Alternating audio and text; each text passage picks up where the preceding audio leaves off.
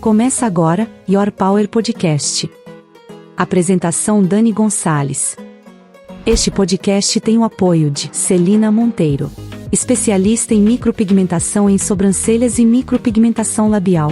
Rua Vereador Adeodato Volpe 200, Loja 3, Capão Raso. Telefone 41984 88 5005.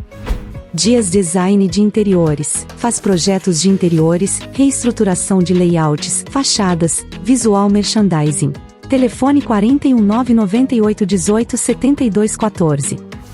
Estúdio de Bronzeamento Ana Blaze. Especialista em bronzeamento artificial em cama deitada ou em pé, e bronzeamento a jato. Endereço: Omar Raimundo Peixet 1386. Telefone: 41985 36 75 64. Duartes Bazar, loja de roupas novas e seminovas. Telefone: 41988 39 17 33. Mana Guria Bacana, trabalha com lingeries, semi-joias, óculos de sol e combo para noivas e madrinhas. Telefone: 41997 47 5301. Josi do Salão, cabeleireira, design em rena, depilação, pé e mão. Endereço: Paulo Alves de Bastos 274 Sítio Cercado. Telefone: 41996 87 33 18. Estúdio Tailevix. Designer, educadora, maquiadora profissional e trabalha com limpeza de pele e dermaplaning.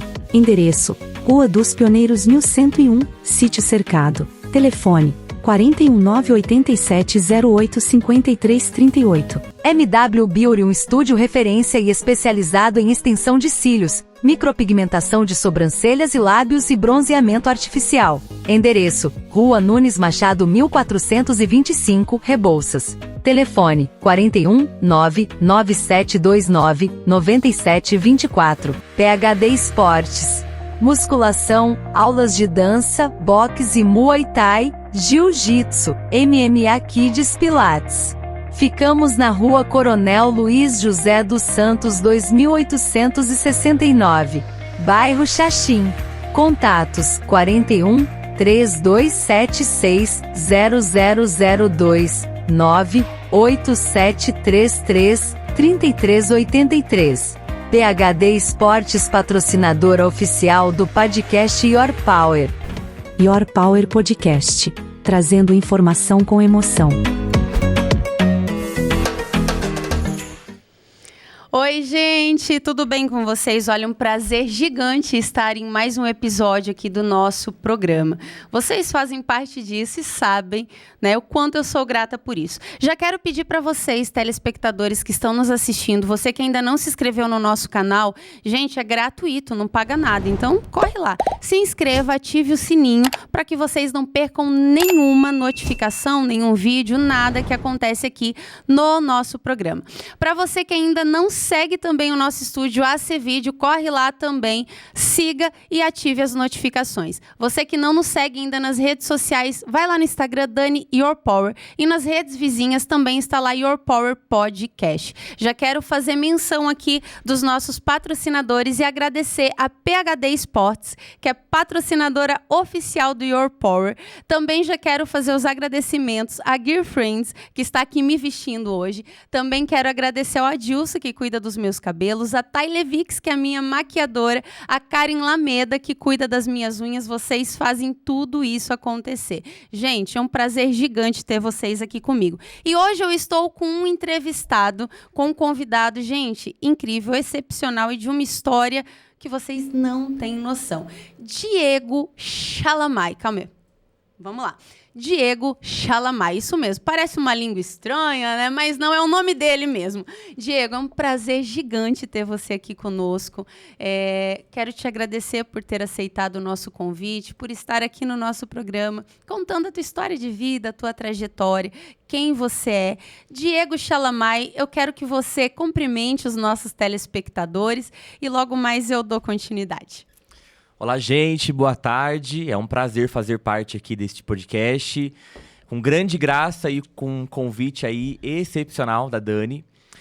desejo de boa tarde, que seja um podcast excepcional, que vocês possam compreender um pouquinho da história de vida, um pouquinho de evolução e que seja um momento de grande valia para todos nós.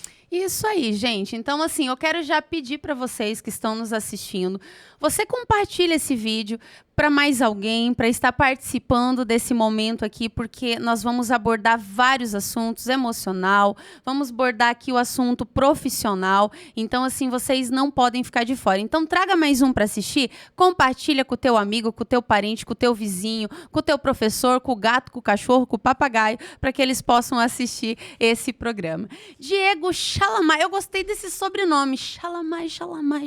Então, vamos lá, deixa eu me concentrar aqui de novo. Quem é o Diego Chalamai? Da onde você veio? Aonde você nasceu? Qual a tua história de vida? Nos conte um pouquinho. O Diego nasceu em Curitiba ou aonde você nasceu? Da onde você é?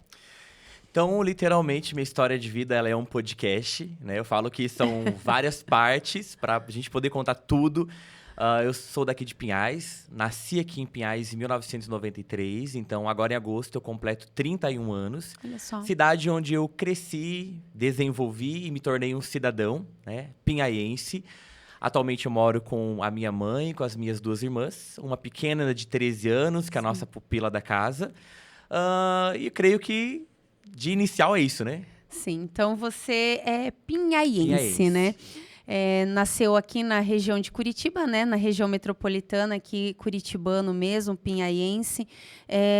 Como que foi a tua história de vida, Diego? Você desde sempre foi criado apenas pela sua mãe. Você tem duas... Você é o irmão mais velho. É o filho mais velho, mais né? velho. Você tem uma de 13 e a outra irmã? Uma de 25 e uma de 27. São mais duas, mais três, né? Tá, você tem mais três. Isso. A de 27, a de 25 e tem o xodozinho agora, que de 13 anos, que essa deve ser cuidada.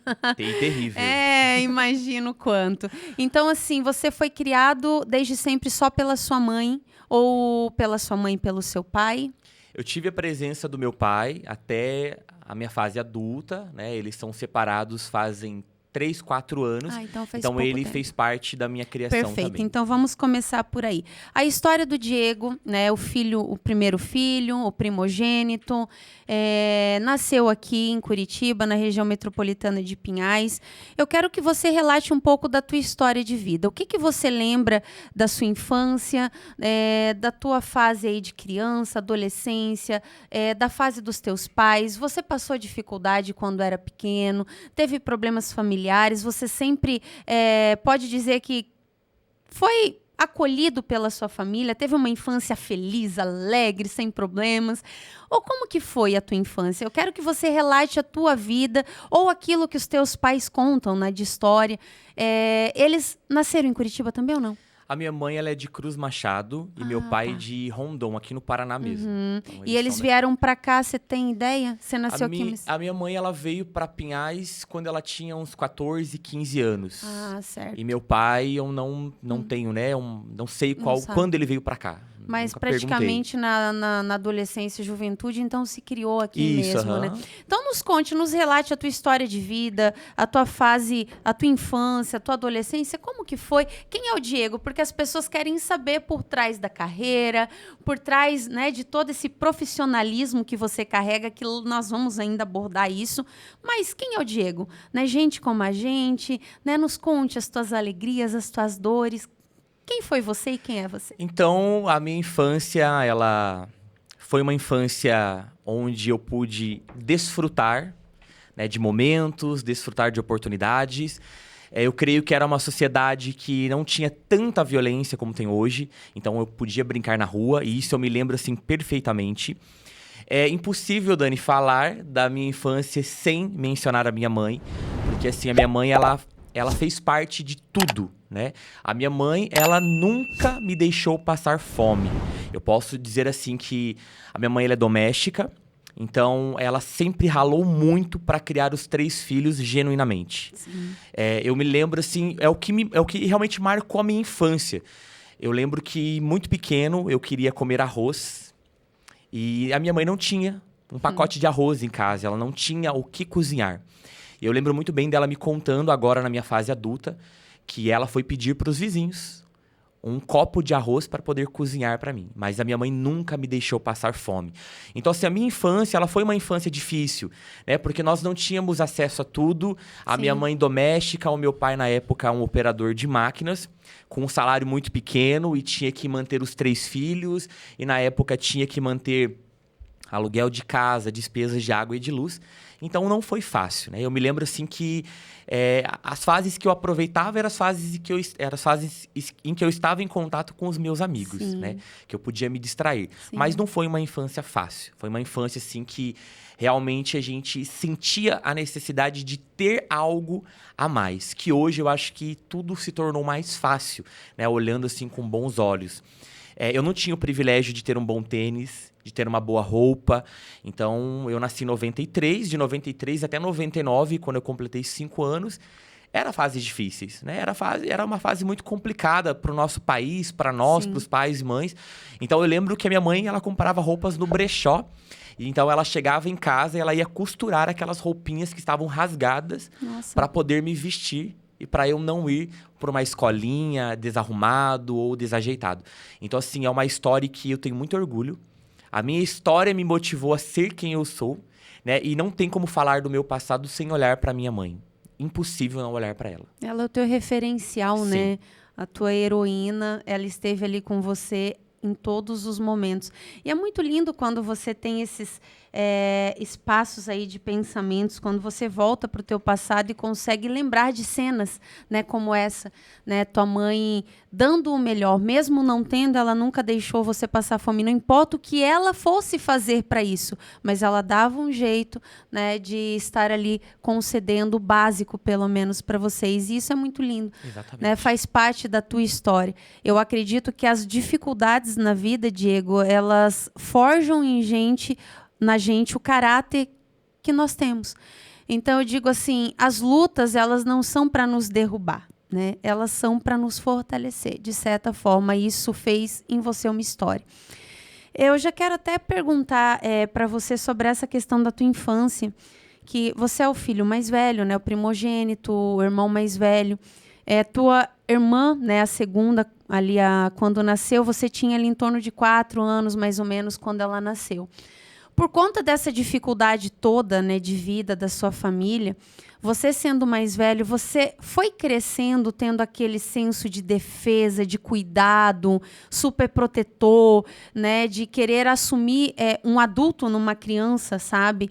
Vendo as dificuldades, não que estavam impondo isso em você, mas por você ser o filho mais velho, né, ver as dificuldades, você sentiu que você foi crescendo querendo cuidar, ajudar tua mãe, né, ajudar tuas irmãs, né, cuidar, dar o melhor para elas. Você teve esse sentimento de superproteção desde pequeno?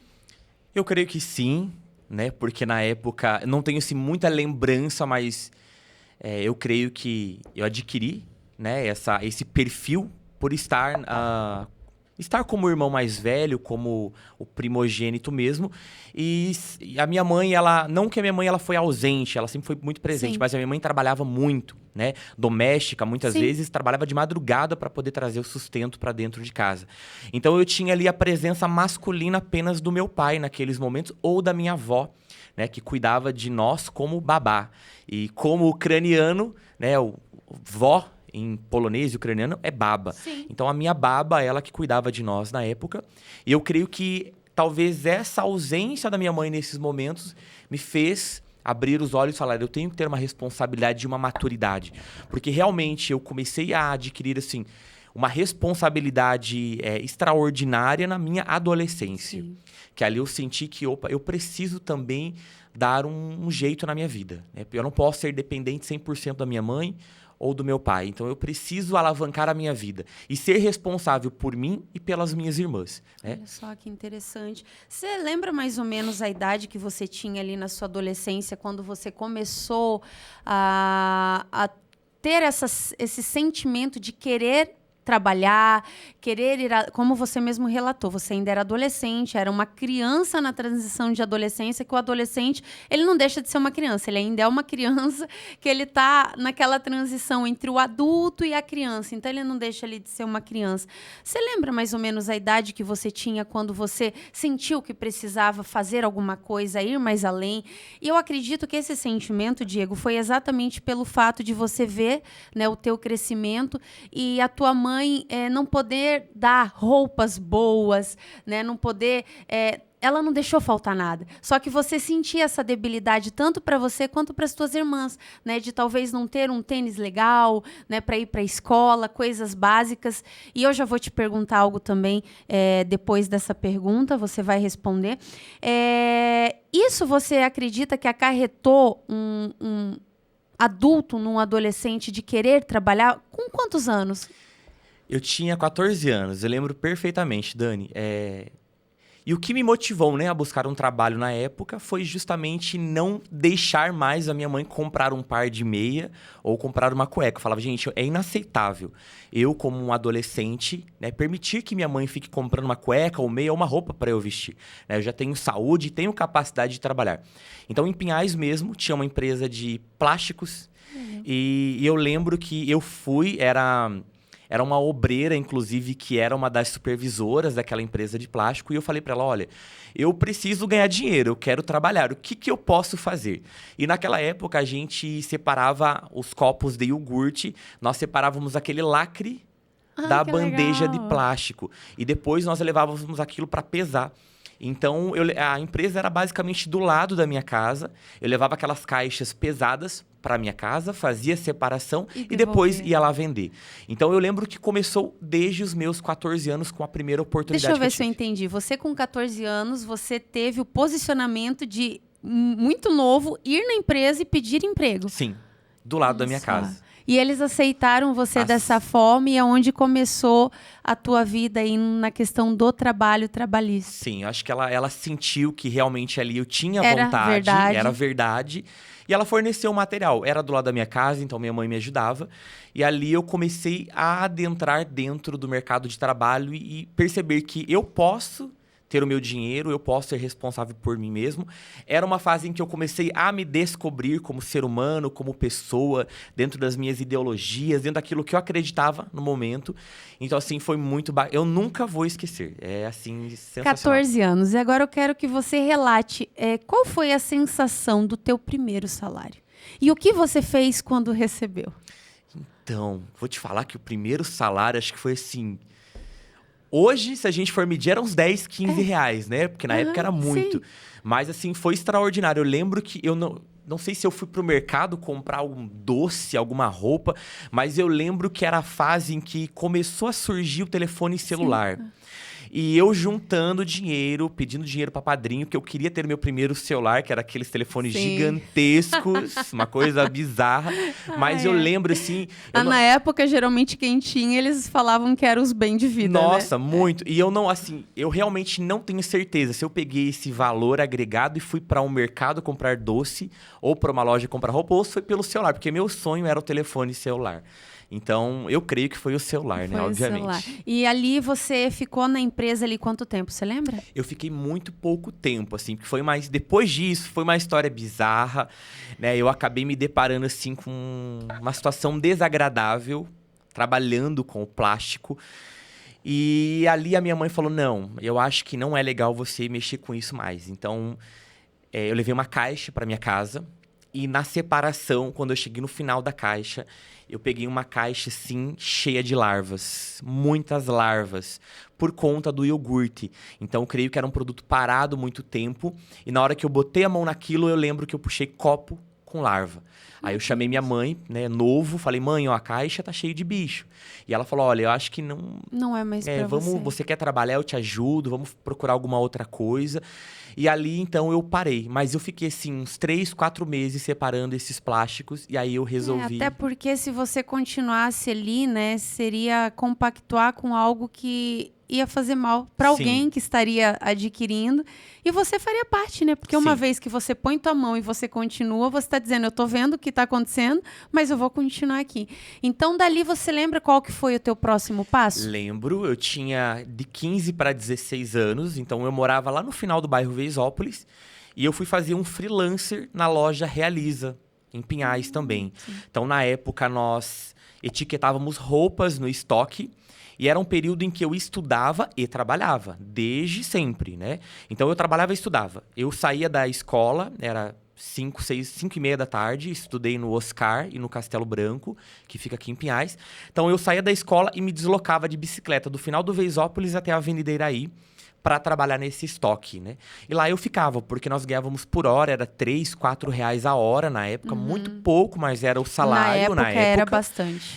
E então eu ganhava por hora. E eu lembro, assim, que também era mais um momento que minha mãe, ela me brecava.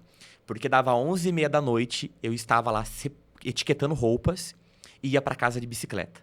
Então a minha mãe, ela sempre foi muito cuidadosa comigo, né? Com a minha integridade física.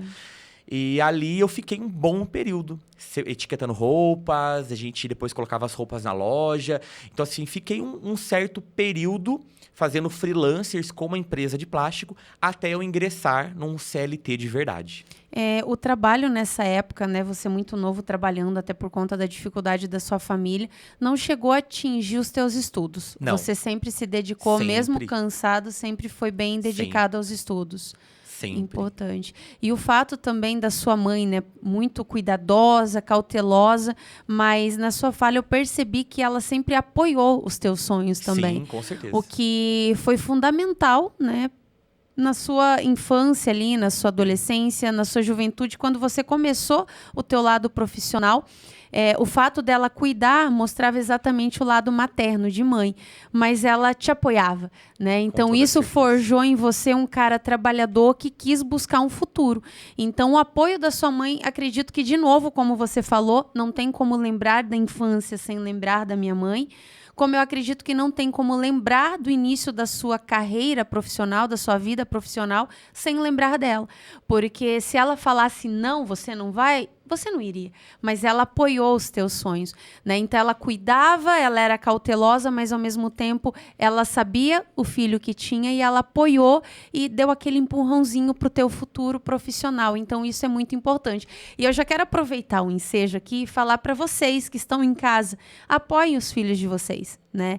A gente... Não por nada, mas eu já vou aproveitar, né, o ensejo. Nós estamos vivendo uma época que as crianças, os adolescentes, eles não podem trabalhar. Eles têm desejo, eles querem, eles têm saúde, eles têm vontade, mas não pode. Só que roubar pode, né? Cometer crimes pode. Então, gente... Se o teu filho, a tua filha não pode trabalhar por conta da lei, tudo bem, mas incentive ele dentro de casa mesmo, né? Fala, não, vai, trabalha aqui, cuida ali, eu vou te dar um dinheirinho para que você já forge nessas crianças, nesses adolescentes, né? Futuros adultos que deem valor no trabalho.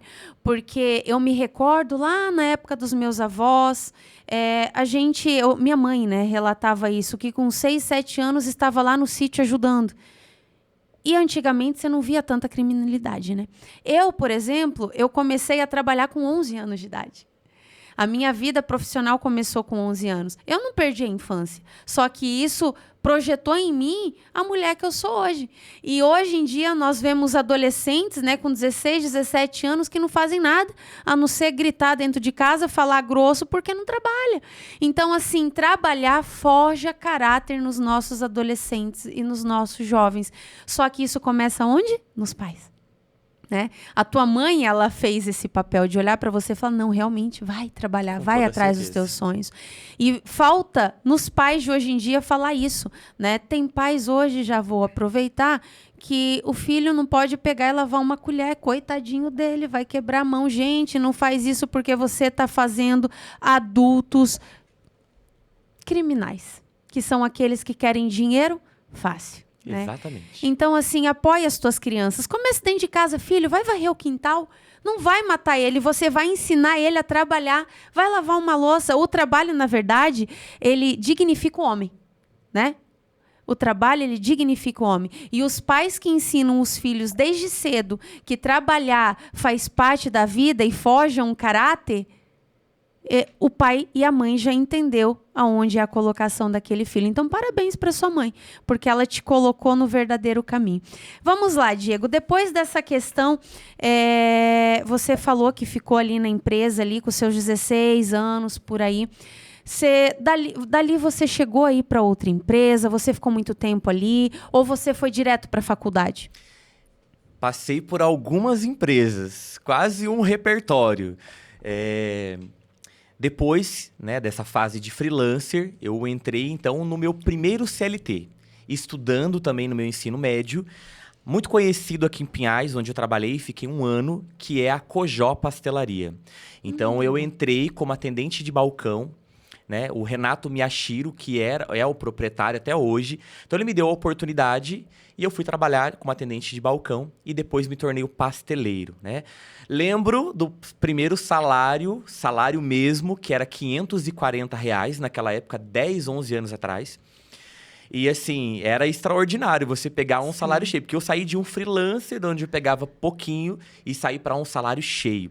Era o período em que eu saía também da escola meio-dia, porque o ensino médio era de manhã. Sim. Então, saía da escola, pegava o ônibus e vinha trabalhar. Saía 6 horas daqui da Cojó Pastelaria. E era atender, era produzir massa de pastel, era produzir o pastel, e no final era você limpar o salão, limpar banheiro. Então, nessa época eu tinha 17 anos. 17 para 18 anos. Então, meu primeiro emprego registrado. E eu nunca vou esquecer. Olha né? só que Porque, legal. assim, para mim foi sensacional. A oportunidade de você ganhar um salário, a oportunidade de eu ingressar. Porque atendente de balcão é a área comercial, Exatamente. É você atender o público. E ali eu falei, gente, trabalhar é gostoso. É bom. Né? Trabalhar é bom, você ganhar o seu dinheiro, não ser dependente de ninguém. Né? Ser dono de si próprio, do seu dinheiro, da sua conta bancária, você querer comprar uma peça de roupa e você ter condição para aquilo, sabe? Sem aquela ansiedade de eu quero ter, mas eu não faço nada para acontecer. Sim. Exatamente, interessante. É muito bom você perceber, né, a tua história de vida, as dificuldades, que você ingressou para o trabalho muito cedo, e isso foi cada vez, né, crescendo mais a tua área trabalhista, a ponto de você ali com 17 anos já ter o teu primeiro salário, ser um atendente muito bom. Nesse período, você ainda estava estudando, você já tinha chegado a terminar o colegial, e eu queria saber o seguinte, em que momento, eu não sei se quando você trabalhava, você já tinha ideia do que você queria ser, o profissional que você queria ser para sua vida, aonde você queria ingressar, porque como você falou, você teve prazer no trabalho. Você, com 14 anos, como você relatou, você queria dinheiro para comprar suas coisas e ajudar dentro de casa. Então, desde muito novo. Então, você tinha essa visão de trabalhador, desde muito novo. E eu acredito que com isso, obviamente, na sequência, veio uma idealização, uma ideia de um futuro para a tua carreira. E você já tinha ideia do que você queria ser para você fazer faculdade ou isso aconteceu depois? Então, isso aconteceu depois de uma grande queda na minha vida. Porque dentro desse cronograma de trabalho e da minha transição da adolescência para a fase adulta, eu tive assim, uma queda terrível, né? Que é uma coisa assim, que me emociona muito, porque me tornou quem eu sou hoje. E acho que isso faz grande valia com o tema do podcast. E você pode relatar para nós? Posso. Então, na minha fase dos meus 16 para os 18 anos, foi a fase em que eu tive que me assumir homossexual para minha mãe. Né? Assumir sua sexualidade. Isso. Tentei esconder, mas na época eu morava dentro de um condomínio. Um condomínio simples, né? Com várias casinhas. E eu lembro que naquela época eu tinha algumas amizades ali dentro e essas pessoas estavam o tempo todo me dedando, né? Ou seja, tentando me queimar com a minha mãe. E, assim, foi uma fase muito difícil, Dani, porque eu não estava preparado para aquilo. Né? Deixa eu já abrir um parênteses antes de você contar. Você disse que foi bem nessa fase dos 16, dos 18 anos que você teve que tomar uma decisão de revelar, né, para sua mãe a sua sexualidade, certo? Porém, eu gostaria de saber que você relatasse aqui para os telespectadores em que fase da sua vida que você viu que era isso que você queria para você. Quantos anos você tinha que você se encontrou e falou, não, eu sou assim, e por quanto tempo você escondeu? E, ao mesmo tempo, o que acarretava em você ter que esconder isso da sua mãe? Ótima pergunta. Acho assim... Olha, é uma pergunta que realmente nos coloca no alvo da resposta, Dani. Minha mãe, ela conta relatos que desde pequeno eu já vestia roupas femininas, já colocava as roupas dela e já queria usar maquiagem. Então, queria usar um batom. Diz que eu via ela contando, que eu via minha irmã colocar roupinha de menina. E eu perguntava, por que você não pode fazer uma chuquinha no meu cabelo também? Então, desde pequeno, talvez eu já estava começando a dar sinais de que realmente a natureza me moldou assim. Então, a minha mãe, ela me educou perfeitamente como um homem, como um cidadão. Eu tenho certeza que não faltou a minha mãe. Sim. E o motivo de eu, naquela época, tentar esconder era porque era muito difícil. Era muito difícil. O difícil que você relata seria o quê? Julgamentos ou medo? Julgamento, preconceito e medo. Porque eu acho... Não falo sobre religião, porque a religião nunca foi o empecilho. Sim. Sempre fui muito temente a Deus e sempre fui muito bem quisto em todas as comunidades religiosas. E tenho um grande apreço por todas as religiões. Mas as famílias, elas eram muito arcaicas, no intuito de que aquilo era algo bizarro e estranho. Né, sem envolver religião. Então, as pessoas, elas eram criadas e moldadas em que aquilo era diferente, né? Aquilo era uma doença. E isso, Dani, há pouco tempo atrás, não faz muito tempo. Sim. É pouquíssimo tempo atrás. Posso te dizer que 15 anos, né? Exato. Que a gente começou a passar por esse processo de evolução, de aceitação. Então, eu vim de uma fase muito difícil e eu tenho muitos colegas que já são idosos homossexuais que, até hoje, não tiveram coragem de se assumir por conta, né, de todo esse preconceito. Então, essa fase, para mim, foi assim uma barra, porque eu já, com meus 15, 16 anos, já sabia que eu era homossexual. Foi o período em que eu já comecei a fazer trabalhos freelancer, que eu já comecei a conhecer pessoas. Então, foi uma abertura de caminhos para eu conhecer perfis e culturas diferentes e entender quem eu era dentro da sociedade. E na época que eu me assumi, assim, né? Porque cuspiram para minha mãe esse Antes assunto. de você contar quando se assumiu, eu quero pegar algo muito importante, que eu acredito que é uma referência até para algumas pessoas que talvez estejam assistindo. Esse período que você teve que esconder. Igual você falou, que tua mãe relata que desde pequenininho. Mas, até então, para ela, você era um homem, né? E você teve que esconder isso. Por conta dos preconceitos, né? Essas famílias arcaicas que vêm de gerações e tal, e muitas vezes elas não sabem entender o posicionamento do outro. Então vem o julgamento. Se você teve que esconder, você ter que esconder a verdade daquilo que você queria revelar, mas não podia, acarretou em você dores emocionais e você se escondeu no trabalho, se refugiou para você ter que se ausentar da tua casa, para ninguém te perceber, para ninguém te entender? Sim, com certeza. Com toda certeza. Eu posso te dizer que eu tive que criar uma casca, uma carcaça, né? Onde eu ia, eu já sentia que as pessoas, elas sentiam aqueles meus trejeitos, já sabiam, porque eu sempre trabalhei com pessoas mais adultas, mesmo eu sendo um adolescente, e eu já sentia que elas sabiam, né? Então, eu já senti... Naquela época, eu já ouvia algumas piadinhas, algumas pegadinhas, principalmente porque eu trabalhava com muito homem. Então, eu escutava piadas, zombação. E eu tive, então, que tentar criar uma carcaça. Falar, não, eu não sou homossexual. Eu não sou assim. Então, me acarretou dor porque eu tive que esconder. Não só da minha mãe, mas tive que esconder do meu pai, da minha família. Porque na minha família não tinha nenhum homossexual assumido. Nem da parte materna, nem da parte paterna. Né? Em nenhum dos dois lados nós tínhamos um gay assumido. Você teve que se tornar um artista e fazer uma personagem que, na verdade, não era você. E você tocou num assunto assim que foi a minha queda. eu me tornei um artista.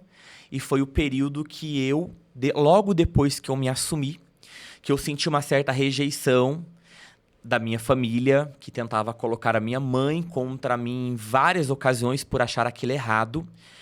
Eu me rebelei contra mim mesmo. A sua mãe não aceitou, agora você vai contar o dia que você chamou ela e contou. Foi assim? Você chamou ela e contou. Fala, mãe, preciso te contar? Então, o dia que eu me assumi, foi uma briga de família com uma prima de 3º e 4º grau, que ela foi na minha casa e ela contou pro meu pai, na época, que eu estava indo em baladas gays, mesmo de menor. E meu pai, ele simplesmente contou sem nenhum pudor pra minha mãe. E aquilo foi, assim, algo que, na época... Gerou uma guerra. Gerou uma guerra, um conflito com a minha mãe. Talvez porque ela esperava que eu contasse, ou talvez porque ela descobriu de outra forma. Descobriu de outra forma, não por mim. Então foi um período que ela não aceitou. Mas porque ela não entendia o que era o homossexualismo, ela não entendia o que era um homem gostar de outro homem, não entendia o que era o sentimento. E por vir, né, de uma família do mato, uma família mesmo que estava na roça, que nunca família ouviu antiga. falar sobre isso. E sabendo que toda a minha família iria julgar a minha mãe naquele momento, porque ela seria o alvo de uma má criação, né? E então, senti um pouco... me senti, assim, em transição, em conflitos comigo mesmo. E foi o período que eu comecei realmente a frequentar mais baladas gays. Foi o período em que eu tive aberturas... Você se revoltou mais quando Me você revoltei. revelou? Ao Me invés de revoltei. você sentir o alívio, o fato de você não ter sido aceito fez com que você se revoltasse, se rebelasse mais ainda? Me revoltei. Porque talvez eu esperava que a minha família me aceitaria Ao da menos forma te com que eu era, ou me abraçasse. abraçasse, né? Ou pelo menos, Dani, que me orientassem, que me aconselhassem. Porque quando nós nos assumimos, o que nós queremos é apenas um abraço Apoio. Sim. fraterno ou um aconselhamento, Sim. um direcionamento, né? Pra gente entender que aquilo não é o fim do mundo, né? E eu estava em conflito comigo. Então foi o período em que eu tive a oportunidade, porque quando você está em conflito com você vai buscar só coisa errada. Só coisa errada. E foi o momento em que eu tive aberturas para baladas gays. Foi o momento em que eu tive amizades erradas. Foi o período em que eu me envolvi com drogas, também muito jovem, com 17, 18 anos.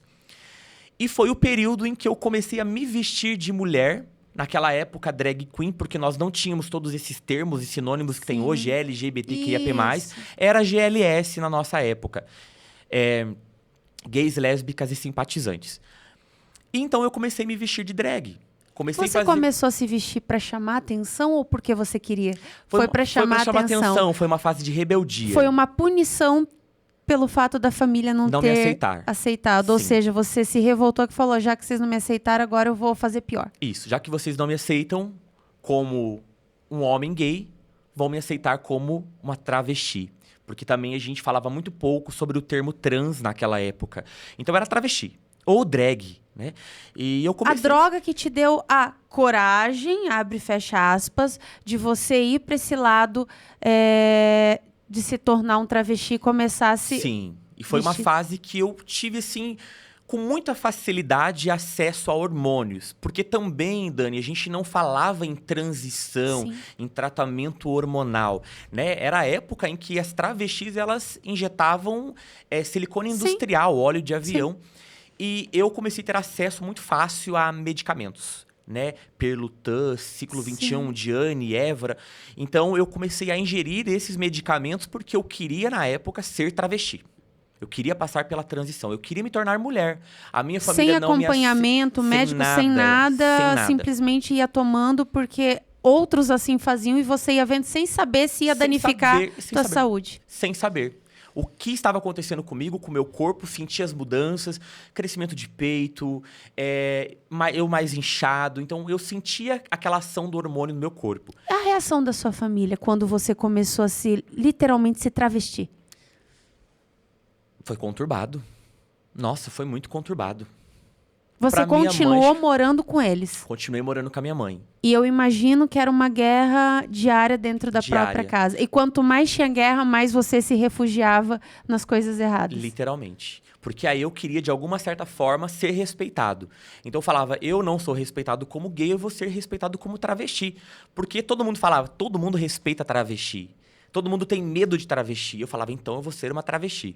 Meu Deus. Pelo meu medo, conflito interno. E com facilidade ao uso de medicamento, e naquela época as drags muito bonitas, as trans muito lindas, eu queria ser igual a elas.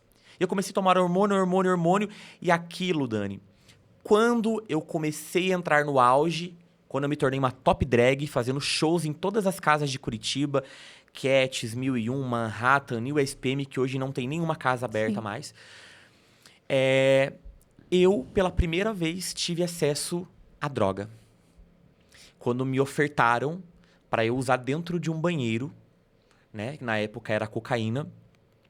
E eu, na minha inocência, queria estar no meio daquelas pessoas, que para eu estar no meio delas, eu tinha que ser igual a elas.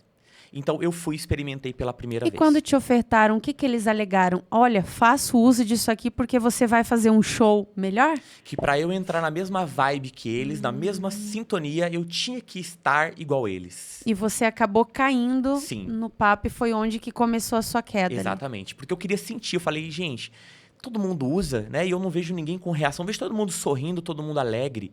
E aí eu comecei a utilizar. E nesse período do uso de drogas, de transição, porque aí eu já tinha um pouco de peito, já usava mega hair na época, eu conheci o outro lado da vida que não era um trabalho... Não é um trabalho fácil. Eu conheci um trabalho fácil, que era ganhar dinheiro com a prostituição. E foi quando eu me vestia de mulher, ia pra balada para fazer programas. Então, esse período foi uma grande queda, porque eu me rebelei contra eu não tive maturidade naquela época por falta, né, de um apoio moral, por falta de um aconselhamento. Tudo foi muito engessado, sabe? Engessaram aquilo em mim que era errado e eu não aceitava. Eu queria mostrar que aquilo era certo e aí eu comecei a me rebelar mesmo. Você percebeu que quando você falou ali que... né, sentiu que precisava contar para sua mãe, porque você estava sendo um artista e você não estava sendo você. Só que nesse teu relato que você está contando, eu percebi que mesmo quando você contou, quando você começou a se travestir, fazer os shows e uso de droga, você também não estava sendo você. Você estava vestindo outro papel de artista, porque você lá atrás, antes de contar, você estava fazendo o papel de artista, porque você não estava dizendo quem você era.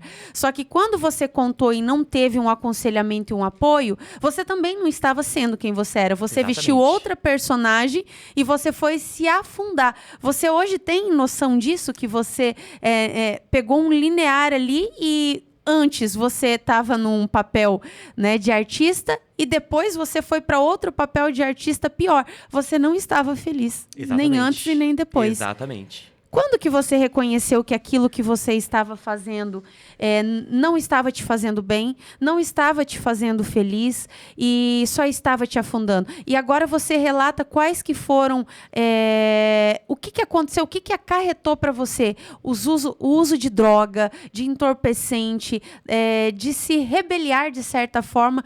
Quais foram as consequências da prostituição e das drogas na sua vida? É muito engraçado porque realmente eu ligo uma roda do tempo e eu começo a enxergar tudo, né?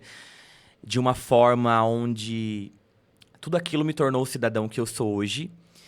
E assim, Dani, o uso das drogas, a gente usava sem medir consequências de nada. Usava em grande quantidade. Sem limite. Tudo. Eu não sei com que facilidade que as drogas chegavam na mão das pessoas, porque era tudo muito fácil, né? E eu lembro que o primeiro contato que eu tive com a prostituição, eu já negociava valores. Então, olha só como a gente se molda, né? Eu negociava valores do programa e quando eu executava o programa, eu via aquele dinheiro vivo. Opa, o dinheiro tá na minha mão. Vou fazer de novo. Vou fazer de novo, porque foi fácil, eu quero mais. E o período assim que eu comecei a notar que aquilo estava me fazendo um certo mal foi quando eu tive muita decepção com amigos. Infelizmente, eu tive muitos amigos que o tempo todo forjavam contra mim, que armavam contra mim. Tive amigos, Dani, que na época eu me vestia de drag na casa deles e eles me roubavam dentro da casa deles. Eu tinha amigos que em algumas situações tentavam criar rixa entre uma travesti e outra comigo, para que eu entrasse em atrito e em briga física com essas outras pessoas. Então, ali eu comecei a perceber que, gente, não está me fazendo bem, né? Era um momento que eu desbravava muito, porque eu era top drag, eu era uma artista, eu amava o trabalho de transformação, porque eu acho que aquilo é uma exaltação à mulher, como uma exuberância, elegância, maquiagem extravagante. É dizer para a sociedade, a mulher ela existe dessa forma aqui, né?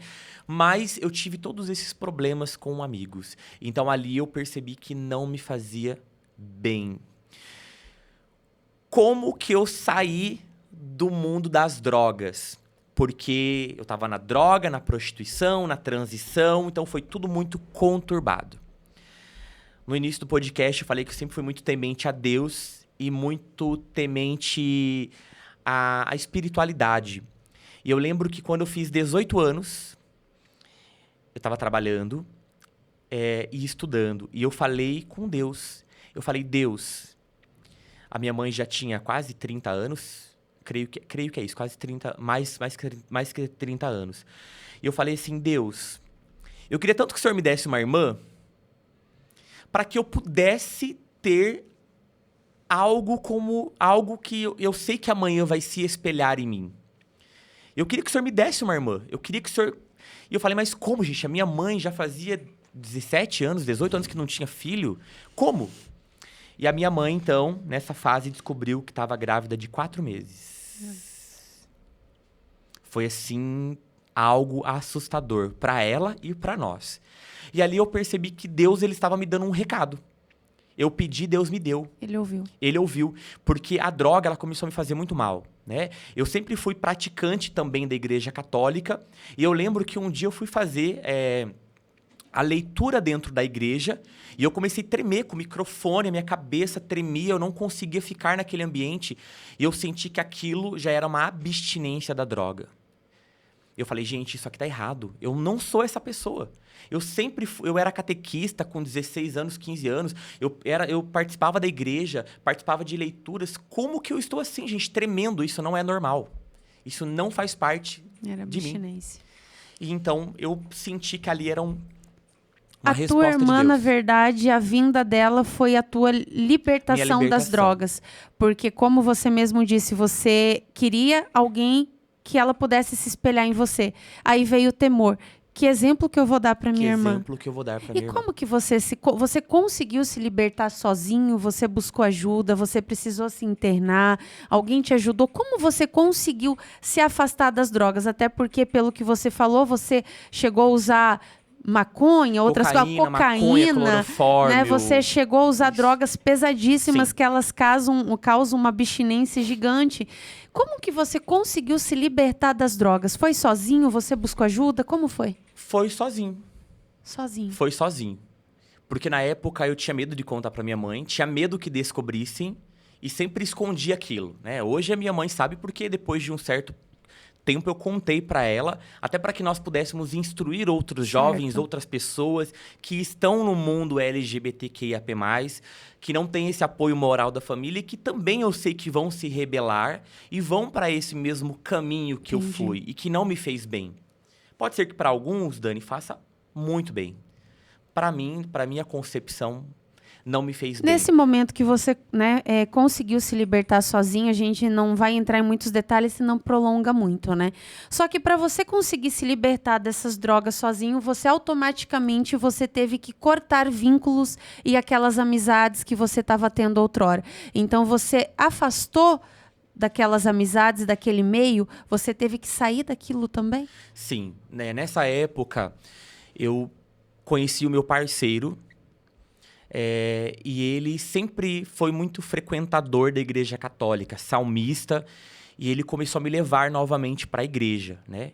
Para a igreja católica, para que eu pudesse me integrar de novo à evangelização, enfim. E eu percebi que ali também podia ser meu passatempo. Não necessariamente a droga, a prostituição, mas que ali também eu poderia desfrutar de momentos. E então eu lembro que foi por conta própria. Eu falei, gente, eu não sou assim. Esse streamlink que tá me dando não faz... Eu nunca tive isso. Eu não aceito ter isso e eu não quero mais. Eu não quero mais. E foi quando realmente eu cortei não só o vínculo com a droga, mas o vínculo com as pessoas que estavam ao meu redor. Todos, Dani. Todos. Não sobrou um. Então você deixou nesse momento de se apresentar também, de fazer show. Você tomou uma decisão radical. Você abandonou os palcos, os shows, parou de se travestir também. E foi nesse período que você decidiu entrar para biomedicina? A partir desse período ali, com 18 anos, eu comecei a trabalhar e eu já queria ser gestor. Que meu sonho era ser gerente. Eu quero ser gerente de alguma coisa. Então, ali eu comecei a trabalhar, voltei para o mercado de trabalho. Comecei a trabalhar. E quando eu fiz 24 anos ou 26, eu falei, eu quero estudar para ser alguém na vida. Porque eu acho que eu posso contar uma história de sucesso no futuro. Né? Não pensava nem a curto prazo, era a longo prazo. Eu posso contar uma história de sucesso. Eu posso ser um modelo para outros gays, para outras e outros trans. Eu posso mostrar para eles que o mercado de trabalho também acolhe eles, que também existe oportunidade para nós. E naquela época eu já comecei a fazer Enem, alguns anos anteriores, e teve um Enem que eu tirei uma nota assim muito boa. E eu comecei a pesquisar faculdade. E eu lembro que, quando eu entrei lá, apareceu a Unibrasil, né? A faculdade aqui em Curitiba, e tinha lá a vaga biomédico. E eu fui pesquisar, mas o que é um biomédico? E lá estava, biomédico, ele cuida do ser humano, ele tem que gostar do ser humano como um todo, desde uma célula até todo o porte físico. Eu falei, gente, que sensacional. É aqui. E fiz a minha inscrição pelo FIES, Bolsa do Governo, e ingressei, então, na biomedicina. Olha só. Aí foi onde você iniciou ali a faculdade. E quando você começou, você sentiu que era aquilo, que você gostava realmente daquilo que você estava fazendo. Ali eu tive certeza de que existiam pessoas boas, pessoas que iriam agregar positivamente na minha vida. Então, quando eu ingressei na Unibrasil, eu tive contato com 45 alunos, todos com pensamento de gente grande, com pensamento de evolução. Que era exatamente o que você buscava e queria. Que eu estava precisando para aquele momento. E até porque a biomedicina, né, ela transforma sonhos, né? Mexe com a estética, mexe com a pessoa, e é exatamente aquilo que desde pequeno você gostava de fazer, né? Exatamente. Se cuidar. Então, eu acredito que isso aí foi algo muito importante aí na tua evolução. Você se formou, né, em biomedicina, se tornou um biomédico. E você começou a trabalhar com isso? Eu me formei em 2020 como biomédico. Estou inscrito no conselho ativamente, 4801. Nosso número do conselho, tem que falar, né? Porque o negócio é chique. Enfim, sempre eu queria ter CRM. Aí é um CRBM. Então, estou inscrito no conselho.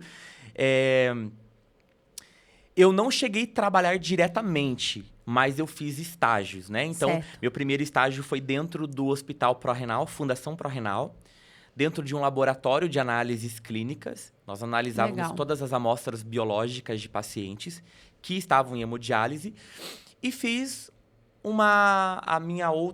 meu outro estágio aqui dentro do Shopping Jockey Plaza, numa clínica de estética. Você não chegou a dar continuidade nisso, e agora nós vamos entrar aqui no foco, porque houve outro sonho no meio desse, né, percurso. Não que você não ame, né, ser biomédico, né, faz parte da sua vida, mas teve outro sonho mais forte na sua vida que fez com que você não desse continuidade, né, para ser biomédico, né, na biomedicina.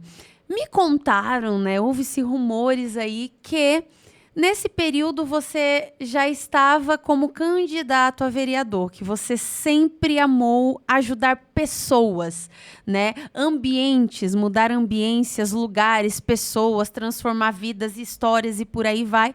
E até o tema, né? Você decidiu ser e você fez acontecer. E tanto que agora é a tua terceira candidatura, isso, a vereador. E por isso que você não deu continuidade. Isso bate mais forte no teu coração, que é trabalhar com pessoas, ambiências públicos, transformar situações, ouvir o grito do povo e tentar transformar, né, situações e mudanças. E me conte um pouco mais sobre isso. Em que momento você sentiu que você tinha essa afinidade com o público, com as pessoas, de se tornar um vereador, de falar pelo povo, né? Porque você se torna a boca do povo. Você vai lá, o povo grita, pede socorro e você pega a dor do povo e vai fazer acontecer.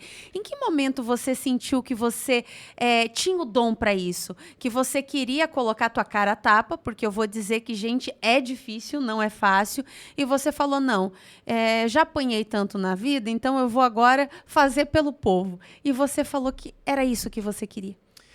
Então, o meu contato com a política, ela começou muito cedo, né? Antes de toda essa história que nós contamos aqui, a minha vontade pela política sempre foi muito grande. Eu lembro que aqui em Pinhais nós tínhamos o prefeito Cassiano, número 44 na época, e eu com 12 anos, Dani, a minha mãe trabalhava como doméstica na casa de quem depois era o vice-prefeito dele. Minha mãe trabalhou durante 20 anos com eles. E eu sempre via a minha mãe com algum adesivo, caneta, que na época era permitido, os brindes. E eu achava aquilo legal. O nome dele, o número dele, eu falava, gente, isso é legal. E eu comecei a participar da política muito cedo. Você se envolveu fazendo muito boca cedo. de urna, campanha com 12 anos. Eu ia lá entregar um santinho pra pessoa que minha mãe trazia pra casa e eu ia entregar pras pessoas. E eu achava legal, sabe? Essa situação de você ter que pedir um voto pra alguém na época. E então, acho que esse gostar de política me moldou pra área comercial, né? Hoje eu estou dentro da área bancária, trabalho para uma adquirente bancária. E que é a área comercial, por sinal, que hoje é o que promove as minhas benfeitorias na vida. Mas a política, ela sempre fez, então, parte desde a minha infância, né? Legal. Aqui em Pinhais, eu fui candidato pela primeira vez, em 2016. Eu era bem novo, tinha 22, 23 Olha anos. só que legal. Antes da biomedicina. Que triste, né? Não podia nem colocar doutor no meu santinho, mas enfim. 2016, eu era, assim, muito criança. A minha foto era terrível. Minha foto, eu lembro até hoje, se alguém der um Google lá em 2016, pelo amor Não do deem Senhor. Google. Não dê Google, gente, porque o negócio tava feio. Não humilhem. E assim, Dani, 2016 eu fiz 114 votos. Olha só, para a primeira candidatura. Falei, gente, é legal. Opa. Coloca 114 pessoas dentro de uma Me sala. enxergando? Dá bastante gente. Dá bastante Digitando ali gente. seu número, é interessante. E fui, então, disputar uma segunda campanha eleitoral. E aí, Aquilo te acendeu uma luz de que você muito, podia. que eu podia. Eu falei, gente, eu posso. São 114 pessoas que gostam de mim. Depois dessa tua primeira candidatura, que você teve esse número de votos, você começou a se familiarizar mais com o público, com as pessoas, com o povo, né, com o teu povo? Muito. Eu acho válida essa pergunta. Porque a partir do momento que eu me joguei pro mundo da política, eu senti que muitas outras pessoas Poderiam ser começaram... alcançadas. Isso. E começaram a conhecer quem era o Diego Chalamay. Quem que realmente é o Diego Chalamay? O que ele faz da vida? Ele trabalha com o quê? Será que ele pode me ajudar? E eu comecei, então, a sentir esse engajamento nas redes e as pessoas me procurando. Me procurando para um aconselhamento, me procurando para uma necessidade especial, me procurando para um Auxílio. café, para um auxílio. Então, assim, as pessoas elas começaram a se familiarizar comigo. Legal. E elas que foram me engrenando para este caminho da política. A população, né? E quando eu vi que na primeira eleição eu tive 114 votos, eu falei, gente, são 114 Nossa, pessoas muito. que gostam de mim. A minha família não dá 114 pessoas. Tá no máximo umas 20, Sim. 30. Mas foram muito mais. Para uma primeira, você né? mostrou ali que realmente você poderia ser diferente para o povo. Sim, Não é fácil, numa primeira, você conseguir esse número de votos, porque o povo ainda não te conhece. exatamente. Você ainda não tem aquele afinco com a política, né? Então, ali, na verdade, a própria população já estava te batizando, dizendo, Diego, vai, que o teu caminho é esse. Exatamente. Então, assim, na próxima eleição, você foi e se candidatou novamente. 2020, me candidatei de novo, uma loucura, porque aí eu passei por uma transição onde eu estava na primeira eleição com o atual governo, com a atual administração de Sim. Pinhais, e nessa outra época eu fui para a oposição. E eu falei, quero conhecer o lado da oposição, para ver como a oposição se comporta. E como oposição, Dani, eu fiz quase 400 votos. Meu Deus. Gastei R$700 na minha campanha. Então, assim, foi muito pouco. Para tanto. Vou falar, ainda tem muitos eleitores que acreditam que nós temos um fundo eleitoral. Não, você é candidato, você ganha 20, 30 mil, nada. Nós ganhamos apenas o santinho adesivo, sapatinho no pé e dá-lhe canelar todo Vai, dia. agora é com você. Entendeu? E fiz, então, essa grande quantidade de votos. Eu falei, gente, né? Triplicou. É, Glória a Deus, triplicou. triplicou. E eu falei, esse é o caminho. É O o povo caminho. tá me chamando. O povo realmente está me ouvindo. Eu acho que eu posso ser uma voz que se levanta. Eu acho que eu posso ser uma representatividade para todos, sem distinção de ninguém, Sim. de branco, de negro, de homossexual, de heterossexual.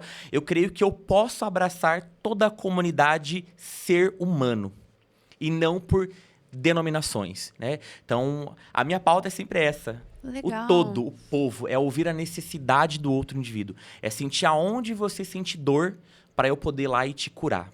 Legal, legal. Estamos em 2024 e você novamente como pré-candidato a vereador. Então, se nós tivemos aí uma triplicação, né, do primeiro para o segundo, nós vemos aí uma probabilidade gigantesca do Diego Chalamay estar aí representando o povo. O povo hoje te procura, como você relatou, as pessoas, cada dia que passa, mais te chamam, ligação, WhatsApp, redes sociais, pedindo auxílios, pedindo ajudas específicas e especiais, né, independente, famílias, mulheres, homens, procurando você para ajudá-los, auxiliá-los, direcioná-los de alguma forma. O que você entende que isso é bom e você vai, ouve a voz do povo e tenta ajudá-los, né, da melhor forma possível. E hoje, como pré-candidato a vereador, com uma grande probabilidade de assim, né, o ser, quais são as suas, né, pretensões, quais são as suas previsões de futuro? O que o Diego, com toda essa tua história de vida, que é uma história muito linda, com tudo que você passou, com tudo que você viveu, com uma história de superação, o que hoje você quer fazer pela população, pela humanidade, pelas pessoas, que você julga importante, que você percebe que está em falta, que está em carência, que necessita, que hoje o Diego fala, não, eu quero que minha voz, né, seja ouvida e eu vou batalhar pelo povo, pelas pessoas. O que hoje o Diego tem de pretensão? Então, em primeira mão aqui no podcast da Dani, sim, eu sou pré-candidato a vereador de Pinhais nas eleições de 2024, não tinha contado para ninguém ainda. Primeira mão, gente. Foi em primeira mão, então sou pré-candidato. Gente, bate os tambores aí, porque o caldeirão vai ferver. Dani, com relação às minhas pretensões, então veja só. Sempre me perguntam quais são as minhas bandeiras, quais são as minhas ideologias, o que eu faço. E eu sempre tive na minha cabeça que eu preciso representar o coletivo, o todo, né? Todas as pessoas. Como eu disse anteriormente, sem distinção de classe, raça, cor, gênero, sem nada. Certo. A política ela é feita para todos, não para a minoria ou para a maioria. Eu sempre falei muito sobre a saúde pública, né? Eu acho que sem saúde nós não vamos a lugar nenhum. Sem saúde nós não vivemos, sem saúde nós não temos sonhos, sem saúde nós não alcançamos os nossos objetivos. E eu sempre fui muito voltado para essa área de saúde e cuidado com o povo. Principalmente com crianças, que eu tenho grande paixão. Então, toda a minha política pública ela é feita para pessoas que dependem de saúde, para pessoas que se moldam dentro da sociedade. Então, não existe uma... O Diego, ele não é o político ou o pré-candidato de apenas uma pessoa. Ele é o pré-candidato de todos. De todos. De todos, de toda a população pinhaiense. Eu acho que é muito válido quando a gente abre esse leque. Porque se eu falar aqui que eu sou um político, né, apenas da área da saúde, eu não vou abraçar os outros. Exato. Se eu falar que eu sou um político só do esporte, pelo fato de jogar voleibol, de ser um profissional amador de voleibol, eu deixo os outros de lado. Então, eu acho que hoje a política ela precisa ser olhada de uma forma diferente. Né? Porque ainda o eleitor ele está muito engessado em quê, Dani? Muito engessado em quem já foi vereador, em quem é vereador ou em quem tem grande nome ou grande poder aquisitivo. Concordo. Eu falo, eu sou pobre, sou da classe média, não tenho fundo eleitoral para investir na minha campanha, não tenho milhões, nem... Gente, não tem nem R$1.000 para investir numa campanha. É eu, a minha argumentação, a minha sola de calçado e apenas isso. Eu acho que com isso eu consigo chegar onde eu quero. A vontade de fazer acontecer, e eu acredito que é exatamente por isso, Diego. Por você ser gente da gente, povo do povo, ser uma pessoa, né, sofrida, uma história de vida aí sofrida, você consegue se sensibilizar pela dor do próximo. E exatamente o que você pontuou, eu acho muito importante. Você não tem fundos para você sair falando, não, eu estou investindo tudo aqui e você... Não, você é gente da gente. Então, tudo que você conquistou até aqui, pessoas, públicos, votos, foi exatamente pelo teu suor, pela pessoa que você é. Por você se compadecer e mostrar, não, realmente eu quero ajudar. É alguém te procurar e falar assim, olha, estou necessitado nessa situação. E você demonstrar sensibilidade por aquela família, por aquela pessoa, e mesmo ainda não estando com a bandeira fixada, você dando os teus pulos para ajudar aquela família, aquela pessoa, aquela situação. E é muito importante você ter falado até da questão da saúde. Você aborda um todo. A tua intenção é essa, né? Abordar um todo, mas há um fundamento. Sem saúde, ninguém faz nada. Exatamente. Né? Então, a pessoa ela pode ter milhões, mas se ela está sem saúde, os milhões dela é inútil. Sem saúde, Dani. É inútil. Sem saúde, independente se eu sou rico ou se eu sou pobre, eu não posso ir para lugar nenhum. Sem saúde, eu não posso ser trans. Sem saúde, eu não vou ser gay. Porque eu não tenho saúde. Né? E se eu for uma pessoa acamada que eu não tenho para onde recorrer? Então, eu não posso ser nada se eu não tiver a saúde. Exatamente. E com saúde, a gente pode tudo. A gente pode trabalhar, a gente pode fazer o que nós lutar queremos. Pela família, Exatamente. Pelos filhos, pelos sonhos, passear, pegar a tua família e sair. Sem saúde você não faz nada. Só que há uma diferença muito grande. Tem pessoas que ficam doentes, mas elas têm dinheiro para batalhar. E é a população que não tem, que às vezes a saúde não as abraça, não as acolhe e tem uma debilidade muito grande, vamos falar a realidade. E o Diego está aí para batalhar hoje, né, a primácia exatamente do que você quer fazer é primeiramente a saúde, não que você não vá abraçar as outras coisas, como você falou, você não está focando apenas em uma coisa, é num contexto em geral. Escolas, a saúde pública, famílias, tantas coisas que a gente estava até conversando aqui antes do programa, só que sem saúde não faz nada. E hoje você tem um olhar especial exatamente para essas pessoas que não têm condições de pagar um exame, que o SUS não promove, uma consulta que o SUS não promove, são especialistas que o SUS não disponibiliza. Então, você quer lutar exatamente por isso. São pessoas que hoje estão aí com problemas de saúde, estão debilitadas profissionalmente, familiarmente falando, porque está com a saúde debilitada. E hoje você quer ter um olhar maior para isso. E a tua pretensão é começar por onde? Posso falar que eu tenho, porque a gente está no presente, né? Mas é uma das minhas propostas do passado, Dani. Que eu sempre vou falar pelo passado sobre essa proposta, até para que não me entendam errado, né? Porque eu não estou fazendo pré-campanha nem campanha, por enquanto. Mas eu sempre tive o sonho de criar uma instituição voltada para terapias alternativas dentro da cidade. Né? A terapia alternativa ela envolve diversos ramos, desde acupuntura, psicólogo, fisioterapeuta, tudo que você imagina. Eu acho que hoje, não só pela exaustão da saúde física, mas a exaustão da saúde mental também. Sim. Né? Hoje nós vemos muitos jovens querendo ceifar suas vidas por causa de amores, por causa de romances, por conta da ansiedade. Nós vemos hoje uma população que realmente, psicologicamente, ela está debilitada por tanta ansiedade, né, em querer ter.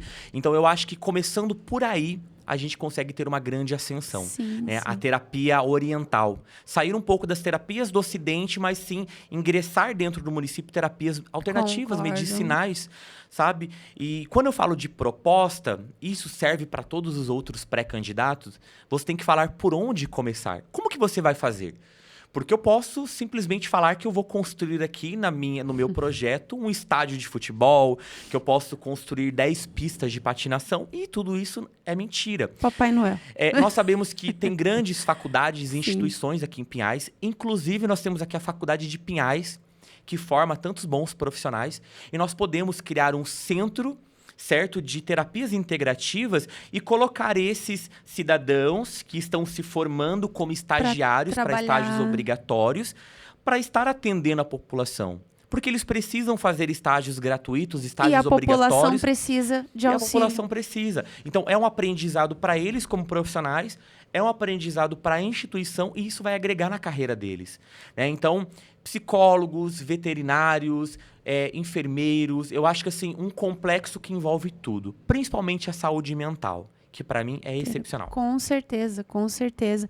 Então, você já tem as suas projeções e você mostra aqui, né, a junção de fatores de agregar ambas situações e dali já ajudar a população em cima daquilo que no momento o SUS não está fornecendo ou fornece, mas num período muito longínquo, né? Porque são coisas que a população pede e às vezes demora 1, 2, 3 anos para sair, só que a pessoa não precisa para daqui a um ano, ela precisa para agora.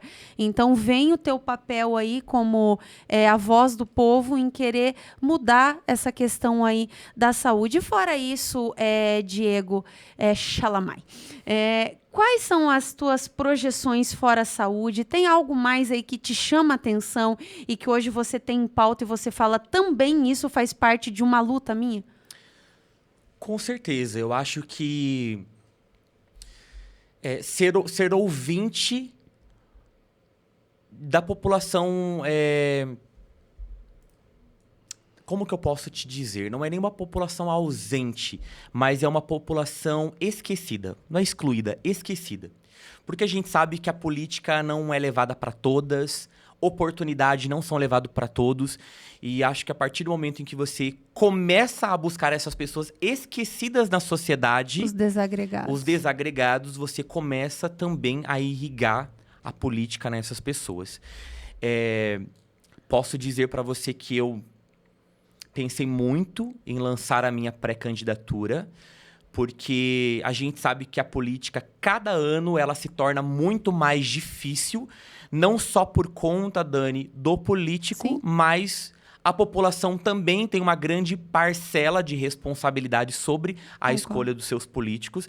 Se hoje eu tenho um político que não tem oratória, quem votou foi o povo. Se eu tenho um político que não é alfabetizado, quem colocou foi o povo. Exato. Se eu tenho um político que não sabe promover uma lei ou fiscalizar uma gestão, fiscalizar um executivo, foi o povo. Então, eu acho que a política precisa ser levada para todos e ensinada a todos, né? É óbvio que dentro de todo esse cronograma de futura gestão, eu penso na área do esporte, né, que é a área em que eu estou inserido. O esporte, Dani, ele salva muitas vidas. O esporte, ele tira você de uma depressão, ele tira você de uma síndrome do pânico.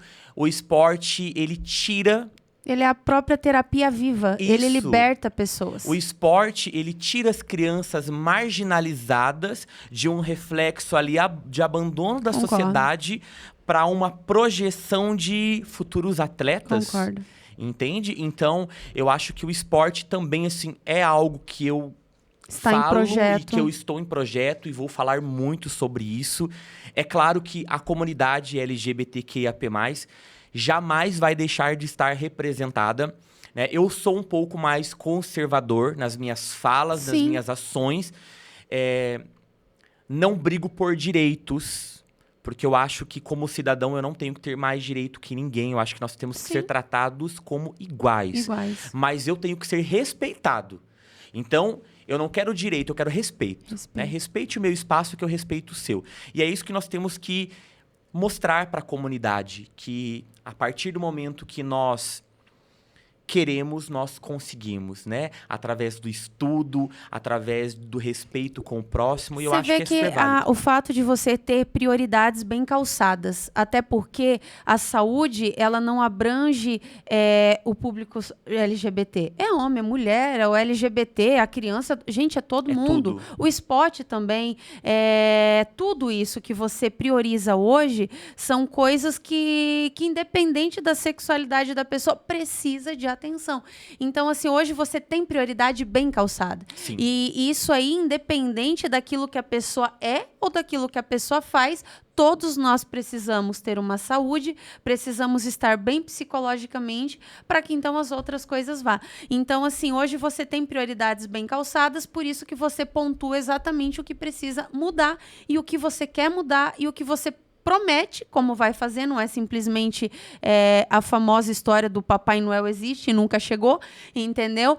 Mas você está prometendo algo que você já vem lutando há tempo, que você sabe que você é capaz de conseguir mudar. Sim. Até porque você tem a junção de fatores que você sabe que o povo te colocando lá, você vai fazer acontecer. Então é isso que importa e é isso que a sociedade precisa.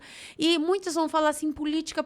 Gente, mas ninguém vive sem a política. A política, ela faz parte do governo, faz parte da humanidade. A humanidade, ela não anda sem a política não anda sem a humanidade. Então, você que xinga a política, você vai ter que entender que, xingando ou não, a política vai existir, sempre existiu, né? Então, a questão é saber quem você elege, quem você coloca lá. Então, conhecer a história da pessoa, conhecer os teus, né, as pessoas que estão à frente ali, você precisa entender a história dela, e é por isso que o Diego esteve aqui, e a história dele de vida é muito forte para você entender que ele é uma pessoa sofrida e é exatamente por isso que ele entende o povo. E o Diego está aqui para provar que ele pode mudar. Só que os eleitorados, eles precisam ouvir também, né? Os seus eleitores, aquilo que eles têm a oferecer, porque não adianta você ficar reclamando, mas no final você vai lá e elege qualquer um e depois reclama. Então você precisa saber quem você coloca para falar por você, porque o político, ele é assim, ele é a voz do povo. Com toda certeza. Ele é a voz do povo, simples assim. Então, o povo fala, se tem um político bem calçado, ele vai ouvir, vai lutar. Se tem um político mal calçado, o povo fala aqui e sai aqui. Então, gente, cuidado com quem você elege. Hoje são essas as tuas projeções e algumas mais que você também vem estudando. Então, o que você tem para dizer para os nossos telespectadores, para que eles possam te dar uma atenção? O que você pode falar assim, olha, eu não sou mais um, porque hoje as pessoas estão tão frustradas com políticos, que é como eu falei, o político Papai Noel, né, que vai chegando ali em novembro, começa, né, o Natal, chega no dia 25, o Papai Noel nunca desceu a chaminé até hoje, né, enfim. Então, o povo está frustrado com isso. Então, quando vem alguém que realmente quer fazer, o povo não quer ouvir. Só que eu quero já aproveitar esse ensejo antes de nós encerrarmos o programa e eu quero que você fale o que você tem para falar para que esse povo possa dar ouvidos ao Diego. Então, eu ingressei a minha pré-candidatura porque foi vocês que me colocaram no trilho. Uma vez que os meus pensamentos eram sempre de desistência. Mas graças a Deus, e Ele sempre nos coloca pessoas boas nos nossos caminhos, nós temos que aprender, Dani, a ouvir a renovação. Porque durante todas as minhas campanhas eleitorais, eu sempre escutava a população falar, você é apenas mais um. Você vai entrar lá e vai fazer igual. E se nós continuarmos com este mesmo pensamento em todas as campanhas, com todos os novos pré-candidatos a vereadores, pré-candidatos a prefeitos, nós nunca vamos mudar quem está dentro da Câmara de Vereadores, quem está dentro do Executivo, quem está dentro do Legislativo. Eu acho que chegou a hora de a gente dar um basta, Dani, e falar assim, vamos cortar as raízes. do fulano que não é mais indica o ciclano e o ciclano é eleito. Nós temos que cortar essas raízes que já estão podres dentro de Pinhais, dentro do Paraná, dentro do nosso Brasil. A política, ela precisa de renovação. Ela precisa de jovens. Concordo. De jovens que conhecem a história do povo. Não é porque eu tenho 30 anos que muitos julgam como novo ou como um bebê que eu não conheço a história, né, Dani? Que eu não passei pela história. Então, eu passei pela história, eu já tenho 30 anos de carreira, 30 anos de trajetória, alguns na política, outros na área comercial. Então, chegou a nossa hora de renovação, de renovar, de escutar os novos pré-candidatos, de dar uma oportunidade e, gente, de fazer pré-campanha junto com eles. Se você realmente gosta do pré-candidato, faça pré-campanha para ele. Exato. Quando a gente entrar no período de campanha, faça campanha para esse candidato também. Ele merece. Nós estamos aqui pela população, exato, não é nem por nós. Eu não estou aqui por um anseio de ego, mas sim por um anseio de mostrar eu sou uma voz que mereço e quero ser ouvido. Não só dentro do município de Pinhais, mas amanhã lá numa assembleia, exatamente, representando todo o Paraná. Exato. Então, é você realmente escolher pré-candidatos que tenham oratória, que sabem falar, que tenham história, que tenham, no mínimo, gente, um conhecimento naquela área que ele quer representar. E que realmente ame pessoas. E que realmente ame por pessoas. É isso. É isso. É isso. Pessoas, e como eu falo, pessoas, é todos. Todos. Pronto, isso basta. Então, tem esse olhar a mais para que você coloque alguém que verdadeiramente vai trabalhar por você. O povo precisa do político. Como eu falo, o povo clama e quem determina é o político. Então, exatamente, você precisa colocar alguém que realmente vai trabalhar por você. E tá aqui uma pessoa que pode estar aí lutando por esse povo de Pinhais, aqui por essa cidade, por esse bairro, por este local. Então, dê esse ouvido para o Diego Chalamay. E para você que quer conhecer mais o trabalho dele, aonde que essas pessoas te encontram? Fala tuas redes sociais para ela. Então, eu estou no Instagram, no @Diego Chalamay. Bem fácil de escrever e de pronunciar, né? Mas é um trava-língua. E tenho também os meus perfis no Facebook, que são os que eu mais movimento. Então, Diego Chalamay Perfil 2 e Diego Augusto Chalamay. São 3 perfis aí para a população estar me acompanhando. Então, você que quer conhecer mais o trabalho e a história do Diego, você fala, não, eu vou começar a seguir para ver o que verdadeiramente o Diego está fazendo. Vai lá seguir e lá você vai ter o dia a dia, né? Pelo que ele luta, por quem ele luta, quais as ideias, quais as projeções, e que você vote certo, vote com consciência, porque ele está aqui para lutar pela sua vida, pela sua família e aqui por Pinhais. Você que é morador daqui, principalmente que você dê ouvidos a ele. Diego, eu quero te agradecer muito por aceitar o nosso convite, por contar a tua história, que eu vou dizer que é uma história linda de superação. Então, muito obrigada por ter aceitado, por estar aqui conosco, que essa tua história chegue a muitas pessoas, que muitas pessoas percebam que é possível superar dores e vencer e fazer das dificuldades momentos incríveis na vida dela. Então, você é um testemunho vivo de superação e muito obrigado por isso. Que você fique com o meu abraço, as portas estão abertas, eu te abraço aqui e esse povo também com certeza está aí agradecendo por você ter aberto a tua história de superação para eles. Gente, eu quero deixar mais uma vez o meu abraço. Você que ainda não nos segue, não esqueça, siga, ative as notificações, siga lá no Instagram, Dani Your Power, nas redes vizinhas, Your Power Podcast. Gente, para seguir, não paga nada e, pelo contrário, você ajuda o nosso trabalho a chegar a mais pessoas e você acaba sendo notificado de tudo que acontece aqui. Um beijo para vocês e, olha, no próximo programa eu estou com uma convidada maravilhosa, incrível e, olha, que história, hein? Então você não pode ficar de fora, eu aguardo vocês e é isso, gente. Um beijo, siga aqui o AC Vídeo também. Tchau, tchau! Este podcast foi transmitido e editado por AC Video Produções. Este podcast tem o apoio de Celina Monteiro, especialista em micropigmentação em sobrancelhas e micropigmentação labial. Rua Vereador Adeodato Volpe 200, Loja 3, Capão Raso. Telefone 41984 88 5005. Dias Design de Interiores. Faz projetos de interiores, reestruturação de layouts, fachadas, visual merchandising. Telefone 41998 18 72 14. Estúdio de bronzeamento Ana Blaze. Especialista em bronzeamento artificial em cama deitada ou em pé, e bronzeamento a jato. Endereço: Omar Raimundo Peixet 1386. Telefone: 41985 36 75 64. Duartes Bazar, loja de roupas novas e seminovas. Telefone: 41988 39 17 33. Mana Guria Bacana, trabalha com lingeries, semi-joias, óculos de sol e combo para noivas e madrinhas. Telefone: 41997 47 5301. Josi do Salão, cabeleireira, design em rena, depilação, pé e mão. Endereço: Paulo Alves de Bastos 274 Sítio Cercado. Telefone: 41996 87 33 18. Estúdio Tailevix. Designer, educadora, maquiadora profissional e trabalha com limpeza de pele e dermaplaning.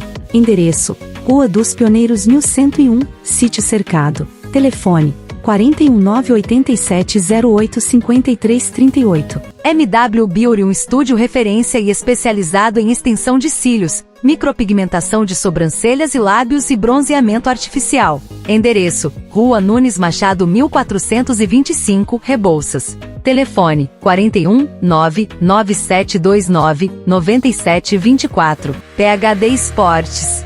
Musculação, aulas de dança, boxe e Muay Thai, Jiu-Jitsu, MMA Kids Pilates. Ficamos na Rua Coronel Luiz José dos Santos 2869, bairro Xaxim. Contatos: 41 3276 0002 98733 3383. PHD Esportes, patrocinadora oficial do podcast Your Power. Your Power Podcast, trazendo informação com emoção.